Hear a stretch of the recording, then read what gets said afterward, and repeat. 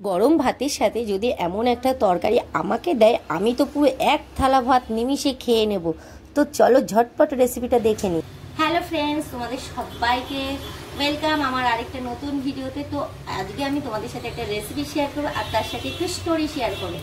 তো আজকে আমি বানাবো, এটার ভিতরে একটা কি আছে বলো তো, এই যে ওলকচুর ডাটা দিয়ে আর এই চিংড়ি মাছ দিয়ে, আর এই চিংড়ি মাছ দিয়ে একটা রেসিপি বানাবো, তোমাদের সাথে রেসিপিটা শেয়ারও করব, প্লাস তোমাদের সাথে একটু গল্প করব। তো সবার প্রথমে আমি এই কচুর ডাটাগুলোকে কাট করে নেব। তো এখানে আমার বর নিয়ে এসে অনেকগুলো চিংড়ি মাছ, আজকে হবে ওলকচুর ডাটা দিয়ে একটা চিংড়ি মাছের রেসিপি। এই যে এখানে দেখতে পাচ্ছ কত পরিমাণে চিংড়ি মাছ নিয়ে এসে। এবার তোমাদের সাথে শেয়ার করি এই ডাটাগুলো। এটা হচ্ছে ওলকচুর ডাটা। আজকে আমার লাইভে আমার একটা বোন আমায় কমেন্ট করলো যে মহারাষ্ট্রে তো ওলকচুর ডাটা পাওয়া যায় না, তো তুমি ডাটাগুলো কোথা থেকে এনেছো? এই দেখতে পাচ্ছ, এটা ছোট ছোট ওলকচু হচ্ছিল, বাট কি করবো, এখানে এই খাবারটা খুঁজে পাওয়া যায় না। আর এই ডাটাটা প্রচুর বড় ছিল, তো এটা কোথা থেকে এনেছি চলো তোমাদের সাথে শেয়ার করি। জানো তো অনেকে আমরা গার্ডেনে যাই হাঁটতে, যারা আমার ব্লগগুলো দেখো কন্টিনিউ, আমার সাথে ফ্যামিলি মেম্বার হয়ে আছো, তারা জানো এটাকে বলে ওলকচুর ডাটা। কার কার এই সবজিটা পছন্দ অবশ্যই কমেন্ট করে জানাবে তার আগে। তো আমি আর আমার বান্ধবী গেছিলাম গার্ডেনে হাঁটতে, রোজই হাঁটতে যাই। তো অনেকদিন ধরে এই কচুর ডাটাগুলো আমি দেখতে পেয়েছিলাম, তখন অনেকটাই ছোট ছিল। তো আমার বান্ধবীকে আমি বলতাম যে একদিন আমি ডাটাগুলো দেখবে চুরি করে নিয়ে যাবো। তো আমার বান্ধবী বলছে এটা কি করে খায়? আমি বললাম কেন, এটা তো রান্না করে খায়, ওদের ওইদিকে নাকি মেদিনীপুর ওদের বাড়ি, ওরা নাকি এটাকে এই কচুর ডাটাটা খেতে জানে না, মানে ওরা কখনো খায়নি সেভাবে। তো আমি বললাম ঠিক আছে, আমি নিয়ে যাই, রান্না করে তোমাকে খাওয়াবো। তো রোজ দেখতাম বড় হচ্ছে একটু একটু করে, বড় হতে হতে দেন একদিন আমরা হঠাৎ গার্ডেনে গেলাম, মানে কালকে গেছিলাম গার্ডেনে। তারপর বৃষ্টির জন্য মানুষ কম ছিল গার্ডেনে। আর কি বলতো, গার্ডেনে অনেক রকমের সবজি থাকে যেগুলো এখানে মানুষ খায় না, ভাবে বন জঙ্গল, বাট আমরা তো বাঙালি, আমরা তো কোনো কিছু সবজিকে এমনভাবে রান্না করবো যেটা মানুষকে অবাক হয়ে যাবে অন্যের কাছে। কি বলো, বাঙালিরা কি না পারে, ওদের রান্নার দিকে এক্সপার্ট সব দিকে। তারপর আমি এই ডাটাগুলো নিয়ে আসি, আমার বান্ধবীকে আমি বসিয়ে রেখেছিলাম একটা চেয়ারে, বললাম তুমি বসে পাহারা দাও, কেউ আসছে নাকি, কারণ এগুলো নিলে কেউ কিছু বলবে না, কিন্তু মানুষ ওই যে ব্যঙ্গ করবে। এর অনেক আগে একবার আমরা নিয়ে এসেছিলাম সেই তেলাকচুর পাতা বলে একটা শাক আছে, ওটা নিয়ে এসেছি। তো আমাদেরকে গেটে পুলিশ ধরেছিল, পুলিশ বলছে এগুলো তোমরা কি করবে? আমরা বলছি কেন, বলছে তোমাদের কি ছাগল আছে, ছাগলকে খাওয়াবে? মানে বলছি না আমরা নিজেরা খাবো। বলছে কি, এটা আবার নিজেরা খেতেও খাওয়া যায়?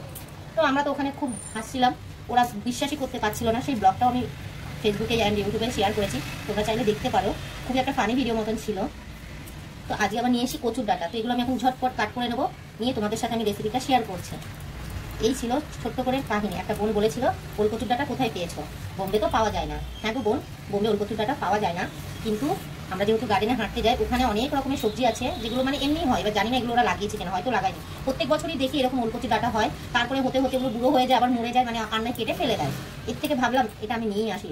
তো তোমাদেরকে একটা শর্ট ভিডিওটা আমি ওটাও পোস্ট করবো যে আমি ওলকচুর ডাটা তুলছি, আর সেই ভিডিওটা আমার ফ্রেন্ড করেছে, আমি নিজেও বলতে পারবো না।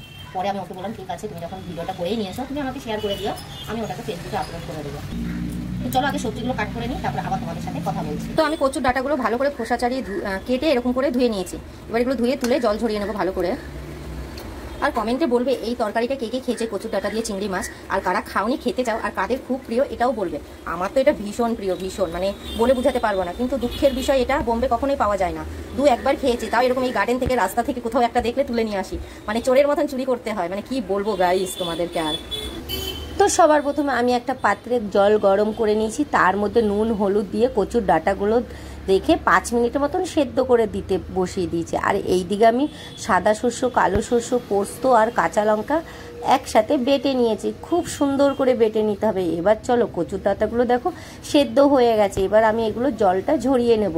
আর কচুর ডাটার মধ্যে যেন একটুও জল না থাকে, তার জন্য আমি পুরো একটা সাজিতে জলটা ঝরিয়ে রাখার জন্য রেখেছি।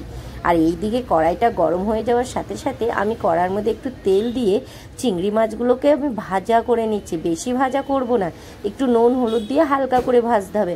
কি বলো তো, চিংড়ি মাছটাকে যদি তোমরা অতিরিক্ত ভেজে ফেলো, ওটা না খেতে স্পঞ্জের মতন হয়ে যায়, কোনো টেস্ট থাকে না, তার জন্য অল্প করে ভাজতে হয়। তারপরে আমি ওই তেলের মধ্যে আরেকটু খাঁটি সর্ষের তেল দিয়ে, তার মধ্যে 2টো শুকনো লঙ্কা ফোড়ন দিয়ে, একটা গোটা পেঁয়াজ কুচি কুচি করে কাট করে এবার আমি তেলে দিয়ে লাল লাল করে ভেজে নিয়েছি। তারপরে আমি সেদ্ধ কচুর ডাটাগুলো দিয়ে তার মধ্যে পরিমাণ মতন একটু নুন দিয়ে ভালো করে 4-5 মিনিট মতো নাড়াচাড়া করে নিচ্ছি।